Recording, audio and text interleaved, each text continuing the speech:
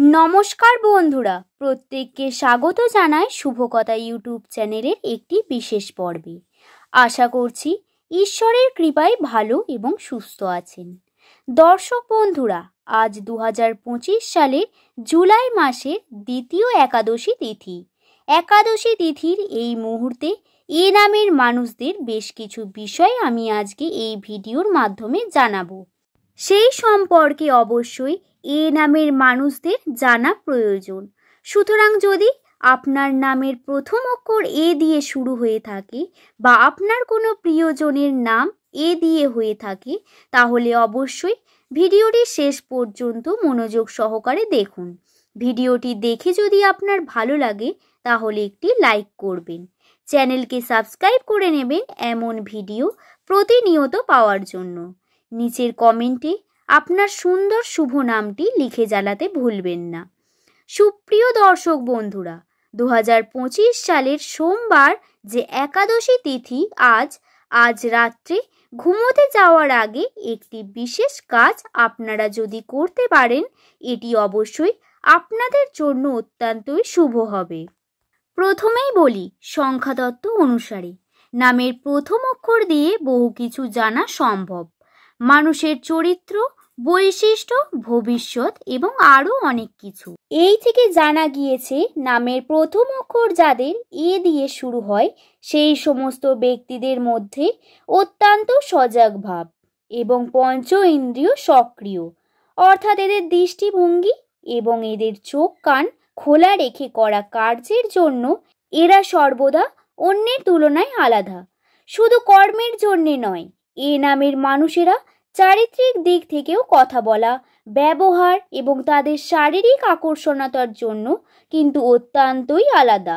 মানুষ এদের পছন্দ করে থাকেন অনেক বেশি। এ নামের মানুষেরা অত্যন্তই সুপ্তজ্ঞানী প্রকৃতির মানুষ। এদের জ্ঞান ও গুণ অত্যন্তই বিশেষ করে তোলে। তবে এদের ভাগ্য অত্যন্তই জটিল।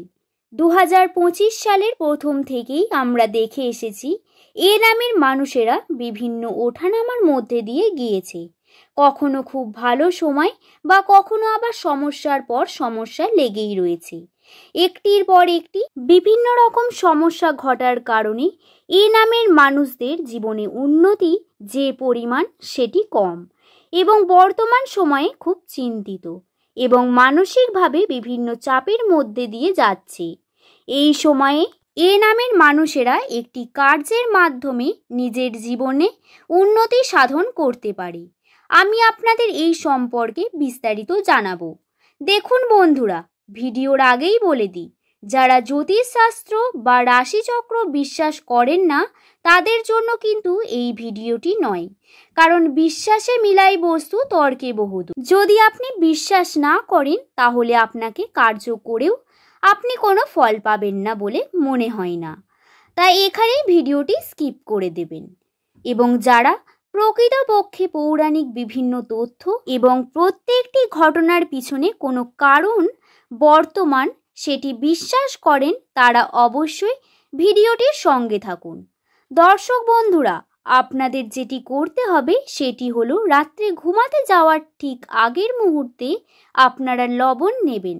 হ্যাঁ, সাদা নুন, যে নুন সাধারণত খেয়ে থাকি, কিন্তু এক্ষেত্রে এটি আপনাদের বিশেষ নিয়ম বর্তমান।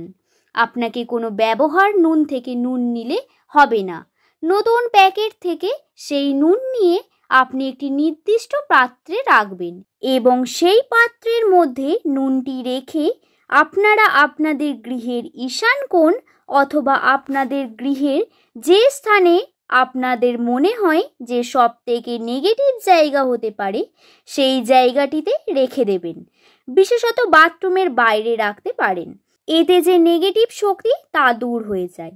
এই একাদশী তিথি আবার সোমবার এবং একটি বিশেষ তিথি ও আজ এই কারণে আপনারা সোমবার রাত্রে ঘুমোতে যাওয়ার আগে লবণের কয়েকটি দানা নেবেন, অর্থাৎ কিছুটা পরিমাণ বা 1 চিমটি বা 2 চিমটি লবণ নিয়ে আপনাদের শোয়ার ঘর অর্থাৎ যেখানে আপনি ঘুমোন সেখানে খাটের ওপরে সেটি ছড়িয়ে দেবেন এবং তারপর খুব ভালো করে বিছানাটিকে ঝেড়ে নেবেন।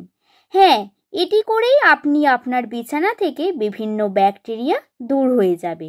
ঠিক তেমনি বিভিন্ন খারাপ শক্তি যা আপনার মধ্যে বর্তমান, যার কারণে আপনার অলসতা বা সন্দেহবাদী মনোভাব বা বিভিন্ন রকম মানসিক চাপ বৃদ্ধি পাচ্ছিল, এগুলি কমতে শুরু করবে। এগুলি করলে আপনি আপনার কর্মের প্রতি মনোযোগী হবেন এবং কর্মের দিকে এগিয়ে যেতে থাকবেন। কর্মে পদোন্নতি হবে। ভিডিওটি এই পর্যন্তই। ভালো লাগলে অবশ্যই শুভকথা ইউটিউব চ্যানেলের পাশে থাকবেন এবং আপনার সুন্দর শুভ নামটি জানাতে ভুলবেন না। দেখা হবে পরবর্তী কোনো ভিডিওতে। সকলকে ধন্যবাদ।